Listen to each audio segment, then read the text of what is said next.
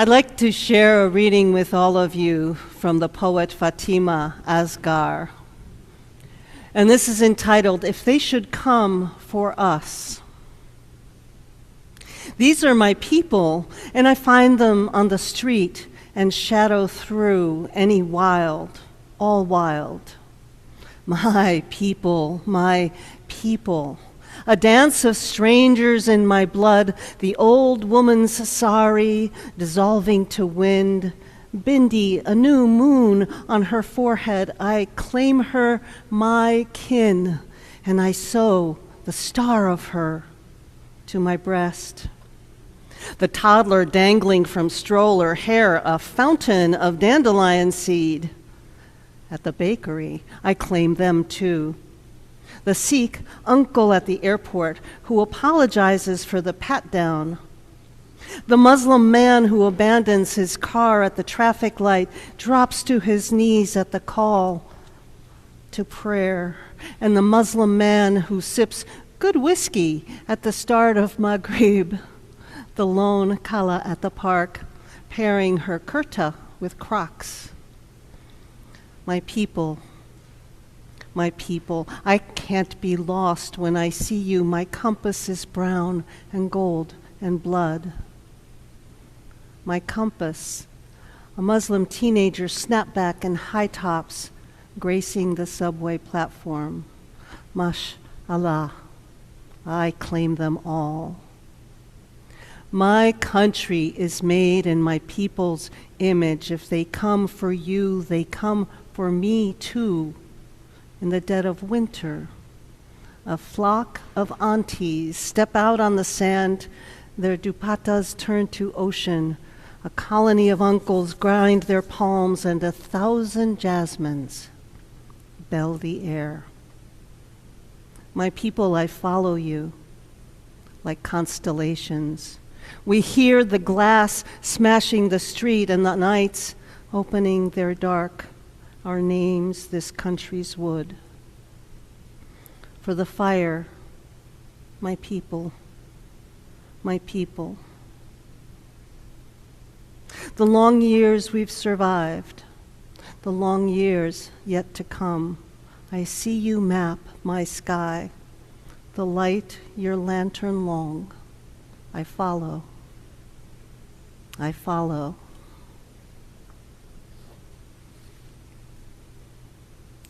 Reem al-Hayareh grew up in the Daesh refugee camp near Bethlehem. She continues to live there with her 4 children. This refugee camp, Daesh, was established in 1949 on 0.3 square kilometers of land leased from the Jordanian government. 0.3 square kilometers is equivalent to 0.11 square miles.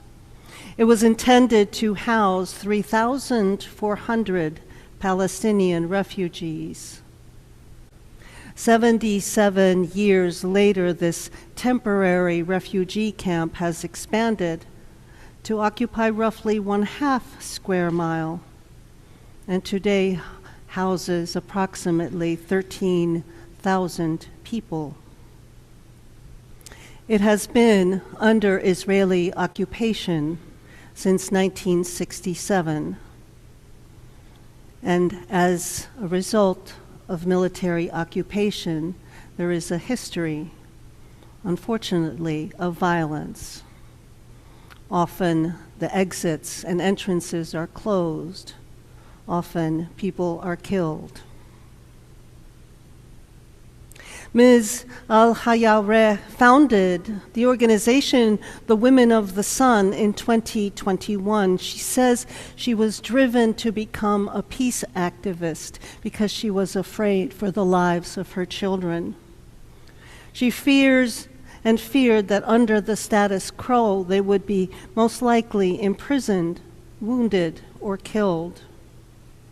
In 2024, she and Yael Admi, the leader of Women Wage Peace, an Israeli peace group, were named Time Magazine's Women of the Year and were nominated for the Nobel Peace Prize.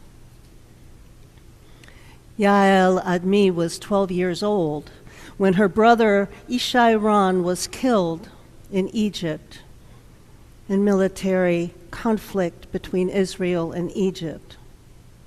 Her mother died of sadness and grief.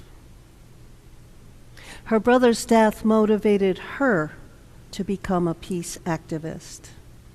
She believed and believes today that women's voices, especially the voices of mothers, are absolutely crucial in changing the course of history. If women's voices are not part of peacemaking, and they are not, less than 7% of all peace processes going currently on in the world include any women negotiators. All of us, she says, must refuse to sink into our own private suffering. Only if we do that, she says, will we end the war between Israel and Palestine. And I would say, by extension, all the other wars that seem to become more and more violent and more plentiful. Yael Admi was co-founder of Women Wage Peace in 2014. Her co-founder was Vivian Silver. Vivian Silver was brutally murdered during the October 7th attacks by Hamas terrorists. 3 days before those attacks, the two groups, Women of the Sun, named for Reem's vision of Palestinian women rising up out of the oppression they live in, rising up into positions of responsibility and power in Palestine. 3 days before the attacks, these two groups held a peace rally together. 15,000 women came from all over, Palestinian women, Israeli women. They sang, they held hands, they hoped that their message and their call could reverse so many decades of violence and mistrust. 3 days later, attacks by Hamas terrorists killed 1,200 people, and Israel launched a war on Gaza that has claimed at least 70,000 lives. Any of us could say that both and each of these women would have every reason to live in hatred for the rest of their lives. Anyone might ask, given these events and given the realities that each of you have lived, how is it that you can continue with such steadfast courage to work together? Why haven't you given up? But they didn't. They say that in the wake of the October 7th attacks and the war, both of them have received vicious and severe criticism for their continued participation in the process of peace. Reem al-Hayareh says, people, these are her words, were opposed to my working with an Israeli after the October 7th attack. Not only my private life, but my fight for peace also cost me my social life.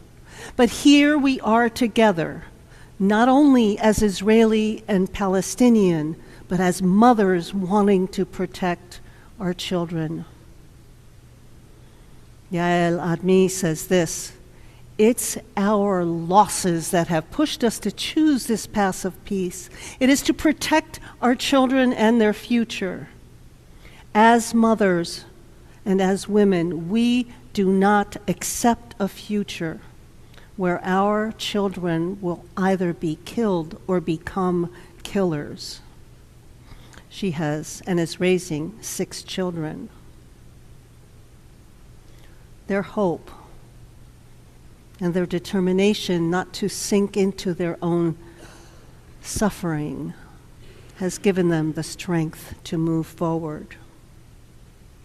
In March of this year, as I mentioned earlier in this morning's service, the two groups began a barefoot walk for peace from Rome to Jerusalem. As they walked in Rome, thousands of other women joined them on the walk, taking their shoes off.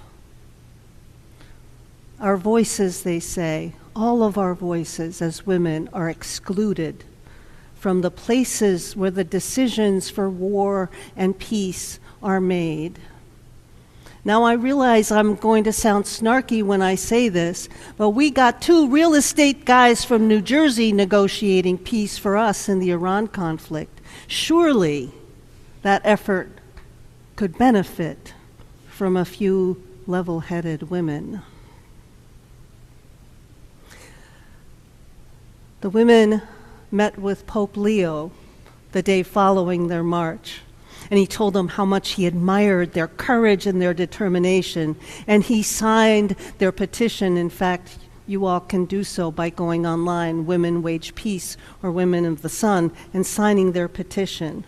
In fact, you may not know this, but Pope Leo, on his recent visit to Algeria, did his own barefoot walk of humility to the great mosque of Algiers to pray for dialogue and peace.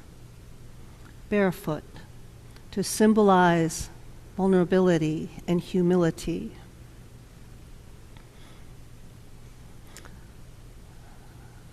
You can probably tell that this touches me deeply. And I know it is a painful walk to walk. It is painful and frightening to stand against what is and has always been a massive global war machine. We have an example of this in our own faith tradition. In the first years of World War I, a group of Unitarian ministers, somewhere around 19, 20 or 20 ministers, declared themselves pacifists and advocated against the United States joining the First World War. Former President William Howard Taft, who was at the time the moderator of the Unitarian Association, was irate. He called these ministers deserters. Sound familiar? Insisted that all Unitarian ministers must support military actions, in his words, to protect democracy. The American Unitarian Associated voted 236-9 in favor of Mr. Taft's resolution to not provide any support to any congregation whose minister had declared themselves a pacifist. Most of these ministers lost their pulpits as a result. This is in our own history when this fervor to go to war overwhelms our capacity to remain open to peace. From a moral perspective, the decision to fight for peace is a very easy one. It may be hard in reality, but it's an easy decision. And if women and mothers of children demanded and received our seats at the peace tables, there is no doubt in my mind or in my heart that our world would be a better and safer place for all of us. In October 2000, the United Nations passed a Security Council resolution number 1325, and I want to read you some notes from this, some words from this resolution. It urges member states to ensure increased representation of women at all decision-making levels in national, regional, and international resolutions and institutions and mechanisms for the prevention, management, and resolution of conflict. In 2017, then President Trump signed into law a law that had been proposed by President Barack Obama. This law, this act, called the Women, Peace, and Security Act, was designed to do exactly what the UN resolution said. It was designed to increase the number of women in this country at the negotiating table in cases of war and peace. You may not be surprised to learn that its implementation has really never happened, and has happened even less during Mr. Trump's second term. And these are not just, fairy tales.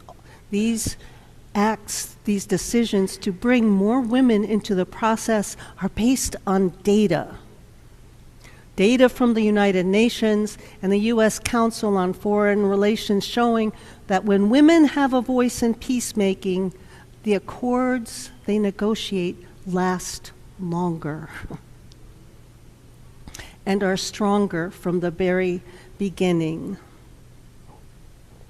Nonetheless, today's data, as of November 2025, says we only comprise 7% of peacemaking, and no women at all are present in 9 of 10 peace negotiations going on today. And yet, as our wars become more violent, the harm to women and children has increased exponentially.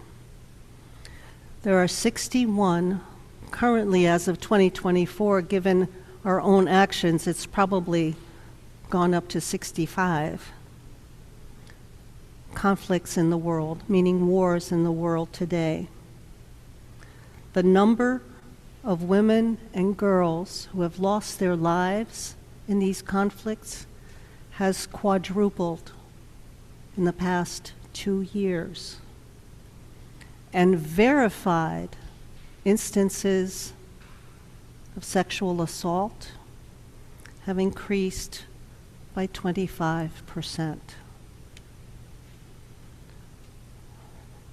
Part of me wishes I weren't standing here sharing this with you.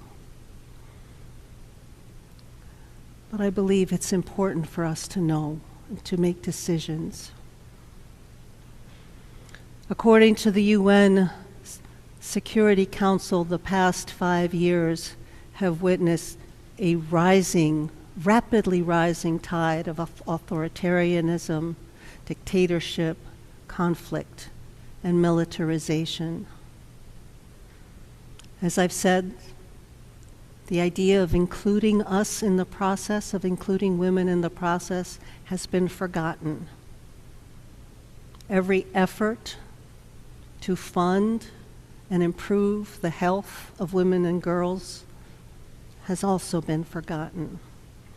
In 2024, 675 million women and girls lived within 50 kilometers of a war, the biggest number in 30 years. And you may have seen that the UN World Food Program has warned that the current war in Iran is likely to create 45 million more cases of acute hunger in our world. If, like me, you listen to mainstream media to find out what's going on in the world, maybe you're hearing every 5 minutes about how we in the United States go crazy over gas prices. Now, I get that. I don't judge anybody, because we are a gas-guzzling nation. It's the way we get around. And that's important. But for us, for our children, our great-grandchildren,